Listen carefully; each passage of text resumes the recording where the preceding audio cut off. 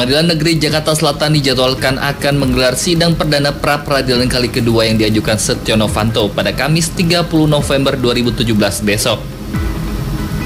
Gugatan pra-peradilan ini diajukan Novanto atas penetapannya sebagai tersangka oleh Komisi Pemberantasan Korupsi. Setio Novanto sebelumnya resmi mengajukan permohonan pra-peradilan pada 16 November 2017 lalu. Komisi Pemberantasan Korupsi KPK menyatakan siap menghadapi pra-peradilan yang diajukan kembali oleh tim kuasa hukum Ketua DPR RI Setio Novanto kasus mega proyek KTP elektronik. Juru bicara KPK Febri Diansa mengatakan KPK akan bekerja maksimal untuk menghadapi pra-peradilan yang diajukan tim kuasa hukum Setio Novanto. Ada dua prinsip yang dipersiapkan KPK, yaitu kehati-hatian dan kerja maksimal. Menurutnya, berkas pemberitahuan dari Pengadilan Negeri Jakarta Selatan sudah diterimanya. Dan saat ini pihak KPK melalui Biro Hukum sedang mempelajari hal tersebut. Dalam proses pemberkasan ini KPK tentu berprinsip pada dua hal. Yang pertama prinsip kehati-hatian dalam penanganan perkara. Jadi berkas yang kita kumpulkan atau bukti-bukti yang kita kumpulkan dalam berkas tersebut akan kita susun semaksimal mungkin dengan argumentasi hukum dan bukti-bukti sekuat-kuatnya. Koalisi Masyarakat Sipil ICW mendesak Komisi Pemberantasan Korupsi KPK segera selesaikan berkas penyidikan dan melimpahkan berkas Setio Novanto ke Pengadilan Tipikor. ICW mencatat ada 6 kejanggalan saat proses sidang pra-peradilan yang dipimpin oleh Hakim Cepi. Salah satunya, barang bukti yang disita dalam penyidikan kasus Irman dan Sugiharto, terdakwa korupsi IKTP, tidak dapat digunakan dalam kasus Setio Novanto. Untuk itu, peneliti ICW Lola Esther mendesak Komisi Pemberantasan Korupsi KPK segera selesaikan berkas penyidikan dan melimpahkan berkas Setio Novanto ke Pengadilan Tipikor. Pra-peradilan ini sudah keburu terjadi gitu ya. Sidang akan dimulai hari Kamis, sedangkan progres dari KPK sendiri dalam mendapatkan keterangan dari tersangka pun dari orang-orang terdekatnya itu masih belum terlalu progresif gitu ya. Artinya masih mungkin belum terlalu signifikan. Tapi di sisi lain, satu, keterangan tersangka itu bisa tanda kutip dikesampingkan manakala alat-alat bukti yang sudah ada itu mencukupi. Sidang pra-peradilan Setio Novanto ini merupakan kali kedua setelah KPK kembali menetapkan Setio Novanto sebagai tersangka kasus korupsi KTP elektronik. Dalam amar putusan pra-peradilan pertama, Hakim Cepi Iskandar memutuskan jika status tersangka Novanto gugur demi hukum.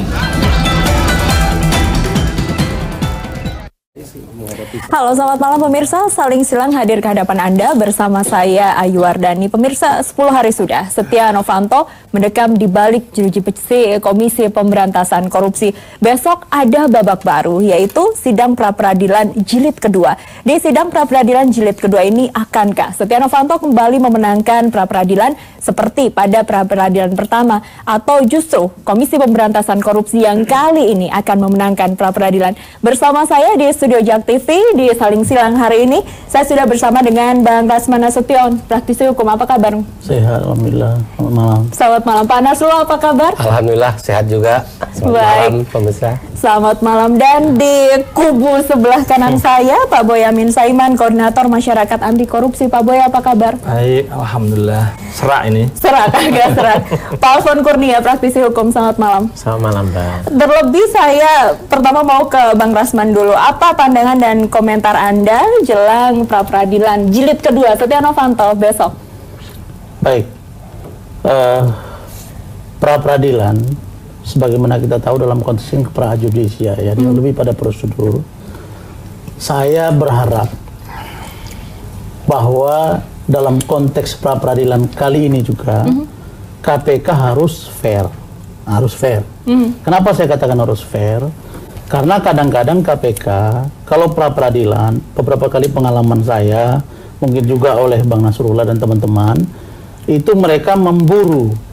Sehingga begitu kita masuk di pra-peradilan, itu berkasnya sudah lengkap. DP21, tahap 2 langsung. Sehingga itu digugurkan. Nah, kalau ingin fair-fairan, makanya saya katakan, karena KPK dia tidak punya standar yang jelas tentang ini. Pernah juga ditunggu pra-peradilan Jero Wacik misalnya, Pak Surya Dharma Ali, tetapi ada juga yang diburu Irman Gusman misalnya.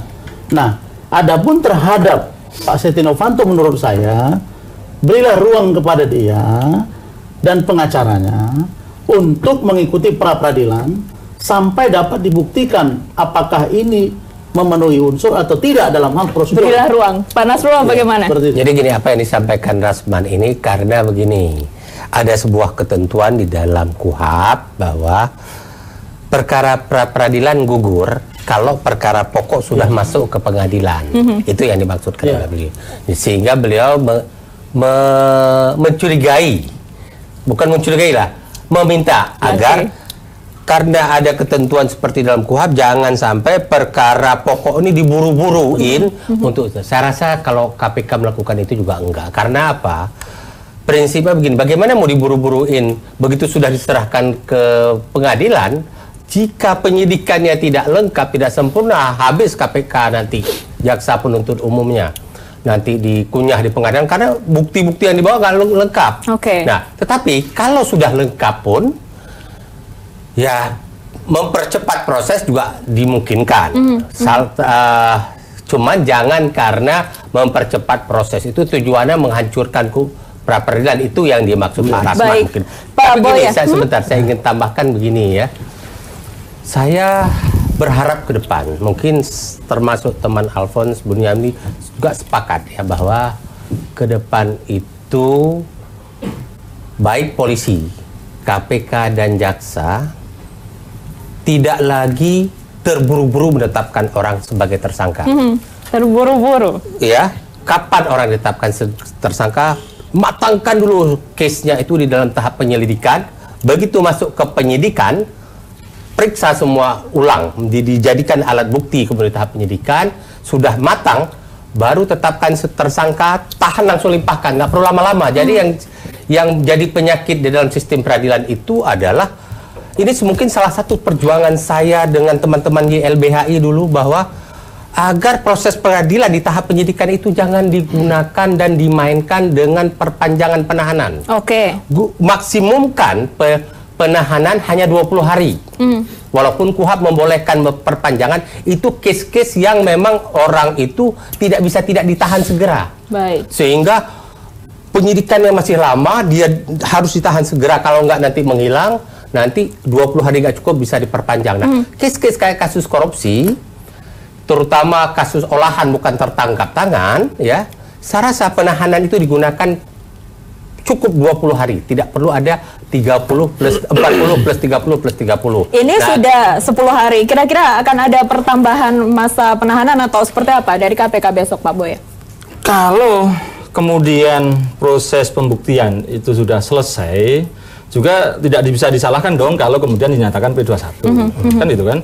Kemarin saya kira kita ketahui semua prosesnya menurut saya sudah tahap akhir ketika pemeriksaan saksi meringankan dan ahli meringankan. Dan itu biasanya kan di akhir-akhir. Kalau toh masih ada kekurangan, rencana seperti hari ini adalah pemeriksaan anaknya yang kemarin tidak bisa dilaksanakan. Masih diberi panggilan minggu depan ini. Kan artinya KPK memang sudah tahap akhir ketika memeriksa saksi meringankan dan ahli yang meringankan. Itu artinya sudah selesai semua. Nah, kalau memang sudah selesai, terus minggu ini atau besok masih hari libur, hari ini habis pemanggilan anaknya, mungkin datang atau tidak datang, terus kemudian dinyatakan P21, kenapa tidak untuk segera diajukan kepada jaksa penuntut umum dinilai P21, penyerahan tahap 2, ya sudah, kan gitu kan. Soal nanti kemudian berkorelasi dengan pra-peradilan kemudian sudah kehilangan subjek maupun objeknya karena ini sudah penuntutan. P21 pelimpahan ke kejaksaan, ke penuntut umum belum gugur. Baru gugur pra-peradilan kalau sudah didaftarkan. Maksudnya itu terusannya, Pak, gitu kan. Nah, kemudian kalau sudah P21 penyerahan tahap 2, penuntut umum kemudian melimpahkan dakwaannya, disertai dakwaan ke pengadilan. Dan itu pun Mahkamah Konstitusi sebenarnya sudah memberikan rasa keadilan. Gugur itu ketika hari pertama sudah disidangkan, bukan dilimpahkan lagi. Jadi begitu, Bung Boy. Yang jadi persoalan itu tadi. Kalau misalnya, kan Anda tahu ya, bahwa KPK itu dia juga penyidik, dia juga punya jaksa di situ, penuntut. Jadi itu antara itu saja, satu hari selesai. Tidak sama dengan kepolisian yang melimpahkan P21 tahap 1 ke kejaksaan secara formal. Enggak, kita mengalami beberapa kali. Betul, tapi proses administrasi kan juga dipenuhi kan. SPDP dipenuhi. Kalau ingin fair, ingin fair ya.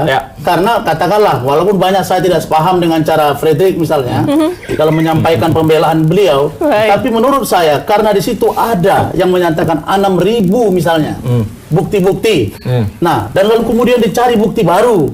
Mana dia? Kasih ruang.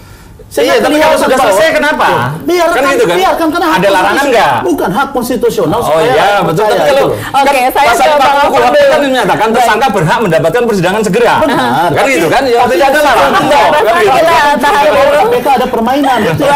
Saya ke Bang Alfon dulu. Ini kira-kira besok strategi apa yang akan dilakukan oleh KPK? Kira-kira KPK akan datang atau tidak untuk menunda waktu menurut Anda? Kita nggak mendudukan apakah itu datang atau tidak gitu kan, tapi yang jelas itu sebenarnya saya sepakat dikatakan oleh Bang Nasrullah gitu ya. Ini kan sebenarnya prinsip-prinsip dari file trial gitu kan, untuk memastikan dan menjamin bahwa hak-hak seseorang itu bisa didapatkan gitu kan. Karena kan pidana ini pedang tajam yang bermata dua, yang ke kiri ke kanan atas bawah itu bisa kena aja gitu kan. Nah itu makanya harus Harif menggunakan ini. Nah, dalam konteks ini kan sebenarnya ada perluasan bahwa yang namanya tersangka itu bisa diuji kan dengan bukti-bukti yang didapatkan.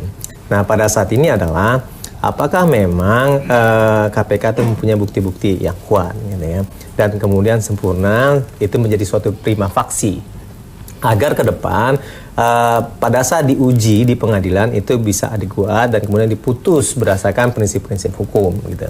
Nah, dalam konteks sekarang ini sebenarnya kan secara hukum kita bukan dalam artian ingin menghukum dan menjerakan orang, enggak, tapi bagaimana memastikan bahwa orang itu memang mendapatkan haknya. Bagaimana pengacara itu membelanya dan bagaimana negara menjalankan fungsinya kan seperti itu kan. Dalam konteks pada saat ini kan ada beberapa perdebatan. Kalau kemarin kita berbicara tentang fruit the poison trees gitu kan, bahwa apakah memang bukti-bukti yang didapatkan itu berasal dari suatu yang haram atau tidak gitu kan. Nah, kalau semisal dari haram itu memang nggak bisa dipakai, itu pembelajaran kepada penyidik itu sendiri. Tetapi kalau semisalnya pada saat itu legal dan mungkin di situ ada kesalahan administrasi, itu tidak akan menggugurkan dari bukti-bukti, kan begitu kan. Nah, tapi pada saat ini dugaan saya nih ya, ini kan kaitan apakah memang seorang yang belum diperiksa itu bisa ditetapkan sebagai tersangka, pemeriksaan pertama itu bisa ditahan, begitu sih sebenarnya gitu kan untuk diujinya. Nah, nah tapi kan tadi dikatakan oleh Bang Mas Boy gitu kan, bahwa pada saat ini ya menurut saya kualitas buktinya itu memang harus diperkuat agar nanti pada saat persidangan tidak konyol dan kemudian ke depan ini kasus tidak nebis. Oke, tentu kita menunggu bukti yang dimiliki dan pemirsa kita akan lanjutkan perbincangan usai jeda. Tetaplah bersama kami di Saling Silang, segera kembali.